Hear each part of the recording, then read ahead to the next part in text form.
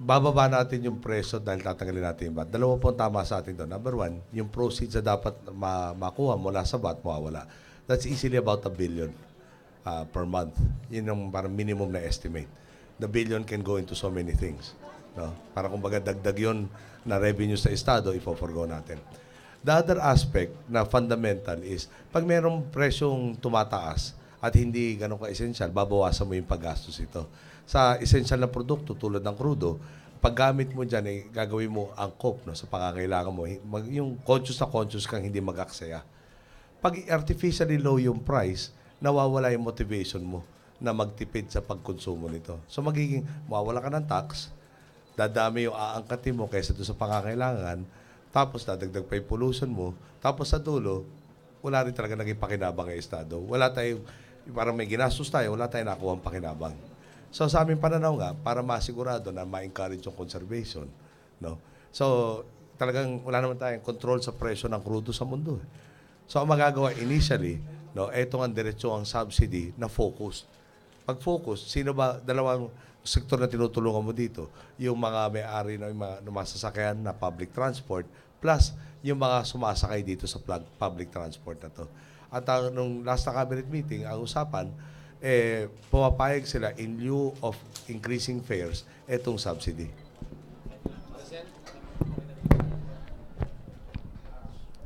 Hi sir, good afternoon. Sir. Sir, following po nung pagbitay dun sa 3 Pinoy sa China, meron pa rin daw pong another Pinoy na nasa death row pa rin.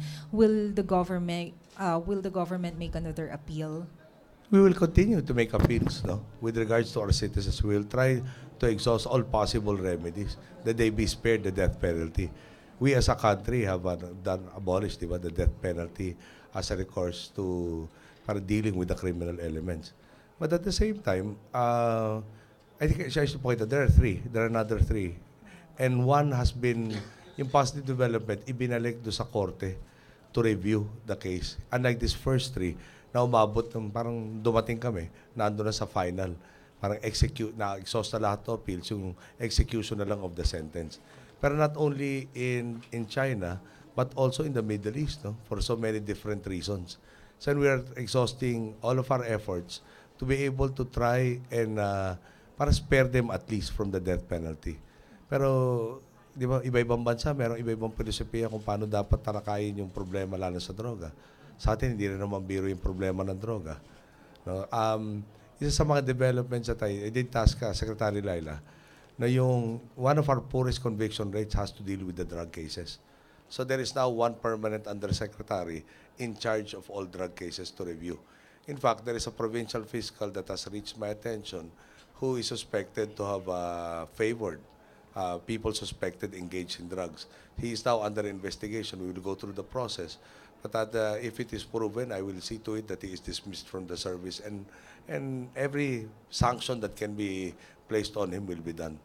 So I made that will be the first case na talagang to show everybody how serious we are with this. Willard, maayong hapon din siya. Maayong hapon, sir. Sir, may we get your comment on the latest SWS survey wherein sinasabi po na nag-slip po yung net satisfaction ratings. Does this bother you? Siguro maganda intindihin natin ano ba yung net, no? So, meron akong approval rating, meron yung nagdi-disapprove, at meron naman yung napunta sa undecided. Okay. So pag yung nakita ko text message kanina, ilan ba sinasabi sa akin? 11 to 13 points ang nawala. So pag nawala sa akin, yung dating approve, napunta sa disapprove. Hindi naman yata ganoon yun. 5% ang parang gain nung disapproval and a lot of them actually went to yung unsure. So yung unsure, and also those that are dissatisfied, yung kung meron kami isang problema na nabanggit ko na rin nung araw to, kulang kami sa pagpapapuri sa sarili. What does that mean, no?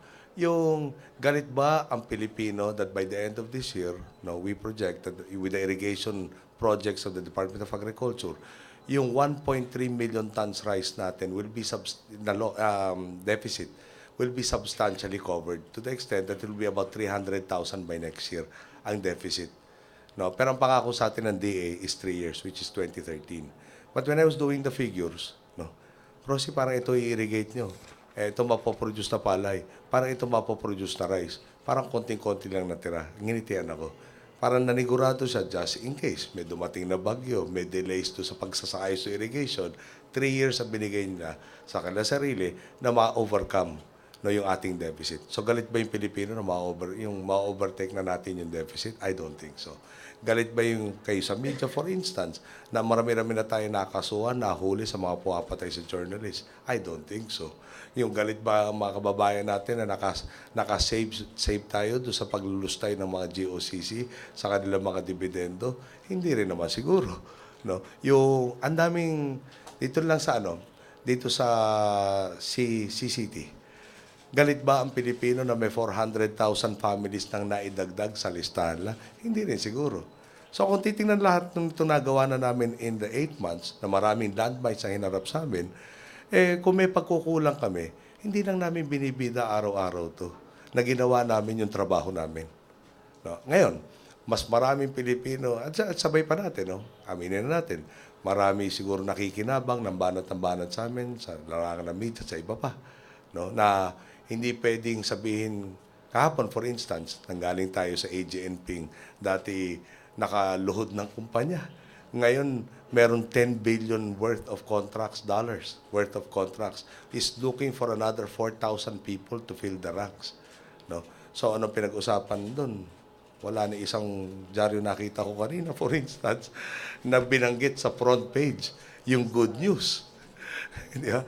Para nakita ko doon sa isang pahayagan, yung anak di umano ni Ginoong Marcos. So, yung hindi natin masisisi, yung nagdududa, may nagawa na ba kayo? Dahil hindi nga nalalaman. Baka di sila umaabot sa inside pages. Several days later.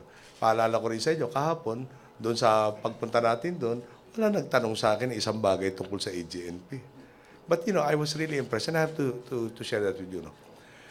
Yung nakita natin yung modules, na mas malaki pa, doble nitong kwartong kinabibilangan natin yung isa. At ang daming mas malaki pa dito. Tapos ilalagay doon sa barko. Talagang pinifigure out ko, paano ba isasakay yung 80 modules, 50 na napadala sa Amerika? Factory ginawa sa Pilipinas, i-assemble lang sa Amerika. No? So, yung galing natin as a race, na kaya natin mag-compete worldwide, na sila na rin nagsasabi na inilapit na lang sa akin, kailangan nila na expansion area doon sa Batangas Bay. Kung tama ang pagkasabi ko sa tubig na yun. Kinukulang na sila to service the contracts that they already have. And they are not just going to do it for America, but even with Australia. Yung terms and conditions sila for their workers there, parang may scholarships sa training, welding, amongst other things. Yung pinag-uusapan na lang raw doon, gastusin ng manggagawa nila, toothpaste at sabon, shampoo. Dahil yung transportation, sagot nila yung pagkain na 3 meals a day, etc. Housing, kuryente, sinasagot ng kumpanya. Plus, they need another 4,000. There is another company that will be deploying. Pagkaintindi ko, bulk of them nurses, 20,000. No. So, but do we ever hear about it? No. Are they encouraged to do so? No. Siguro ko, mag-aapilala ako dito. Sabi nga sa akin ano ba to? Last week, ang dami nating dinaan ng pagsasalita kung saan. Ang nabanggit lang po, inubo ko doon sa isang talumpati. So, that's part and parcel of the job. No?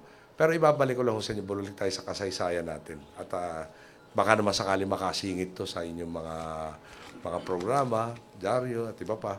Panahon ng nanay ko kasi, nagkaroon ng kalayaan. Yeah? Kasama na po ang freedom of the press. 28 na dyaryo, nag-aaway ng headline. Kailangan po pangit ng babalita, negative. No? Tapos napansin lang, nakakatulong ba sa Pilipinas to? 86 po yung EDSA, 1990 napansin lang, mukhang hindi. At nag-quit daw. Pero ngayon, parang balik na naman tayong konti yata doon. Ganun ho talaga . Hindi naman pwede sabihin, gusto ko yung demokrasya pagpabor sa akin. Gusto mo yung demokrasya sa kabuuan. Yan po yung pinaglaban natin. Itutuloy po natin yan. Pero ulitin ko lang ho sa inyo. Hindi ako makakapaniwala na yung Pilipinong maraming nadadagdag na benepisyo, pagkakataon, oportunidad ngayon, sasabihin, hindi namin type yan. Pero maliwanag po sa atin na, at kami naman po, kung kasama na rin ng trabaho yon, bagamat kami ho talaga lahat samahan namin, pinalaking maging manipis yung mukha, kailangan ho na siguro pakapalin namin ng konti, purihin namin sarili namin paminsan-minsan para malaman naman ng taong bayan na meron ho talaga nangyayari. At hindi lang ho sa mga sentro ng lugar niya. Marami hong lugar na pati remote. For instance, no, magagalit ba ang Pilipino na may 10,000 tayong bagong nurse ilalagay sa bawat barangay? Nagagalit ba yung kapulisan at kasandaluhan na pag natapos ng taon na to, may 20,000 new houses sila? No? In our first year. Bali, in our first few months, nandyan yung pondo, hinahanda na yung terms and conditions, yung program. At if buti na, palala nyo, dahil mga ipa-follow up ko nga ho sa kanila, ano ba sabi sa akin? Agosto ho yata, dapat meron nang papasok doon sa mga tirahan na yan. Okay. So, dissatisfied that we have 20,000 new houses? Hindi siguro. Kung may follow up po yan, na si Binay, at si Vice, tumaas na ganito. Kami po ni Vice, magandang trabaho, napagtulungan namin yung OFW, katulong ko siya sa bahay. Kung meron mga gusto mag-away kami, pasensya na kayo, matagal na kami magkasama, nagkakaunawaan kami. At ganyan lang ho naman talaga yung survey. Minsan, no, mataas na mataas, baka minsan bababa. Kung mapako naman ho sa taas, yun naman ho siguro magiging problema. Sasabihin naman, bakit parati na andyan sa taas, naluto namin yung numero. So, okay lang po sa atin yan.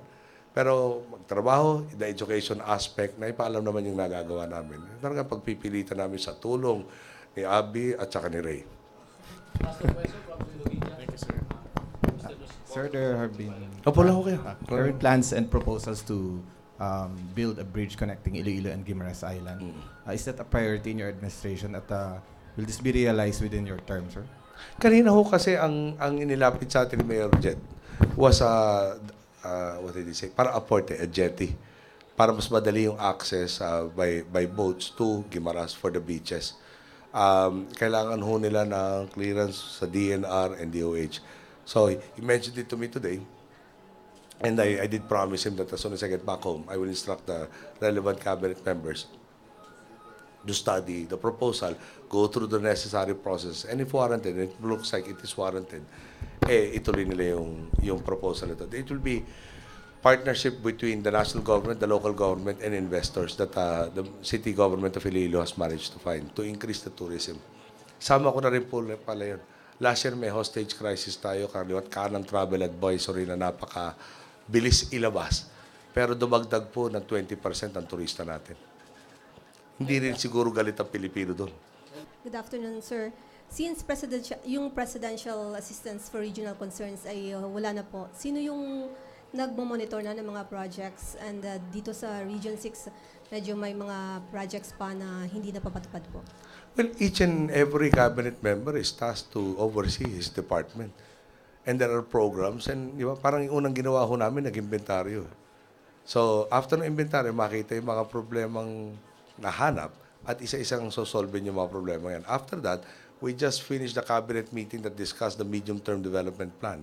This is the overall plan of how we will run the country for the next 5 years or so. You know? And there was a general consensus and agreement on the medium-term development plan. So the actualization will be there, and the regional development councils now will play a very big role in helping us monitor all of these programs and projects. And also, sila rin naglalapit ng specific concerns. Plus, of course, yung peace and order councils are also partners in this effort. Sir, meaning sir, hindi na yun ibabalik yung mga presidential assistance for regional concerns? There were too many advisors in the previous administration who had so many staff members who didn't provide any output. Galit ka ba na babawasan natin yung gastos ng gobyerno? I don't think so. Sige, pwede last two. We have to fly out in a little while. Sir, nabanggit niyo po kanina na naghahanap kayo ng palangga. Seryoso ho kayo doon? Yan ang masakit, Willard. Diyan na naman tayo maiiwan. Seryoso ba kayo doon, sir? Alam mo, pag ilang years? About 33 years ko nang ginagawa yan, hindi mo naman pwede sabihin, priority ko pa yun. No? Pero, pag bigla na lang milagro isang araw, dumating bigla dyan, no? Ikaw una kong imbitahin. Ngayon, ikaw naman hindi ko imbitahin, kundi rin matuloy. Yes. In relation to that question, Mr. President, did somebody break your heart? That's why you're still a bachelor until now? Marami ho. Pag tinitignan ko naman ho, yun, hindi naman ako personal. Pag ganun ho, hindi kayo tugma, yun lang yun eh. naghanap ka ng partner for life, hindi naman pwedeng partner for the next 2 months or the next 6 months. Di, malas ako, swerte si Frank Drilon at saka si Art Defensor. No, nahanap nila kanilang mga partners for life right away. No? May balance rin naman sa mundo. Siguro, darating rin yung time ko. Okay, thank you.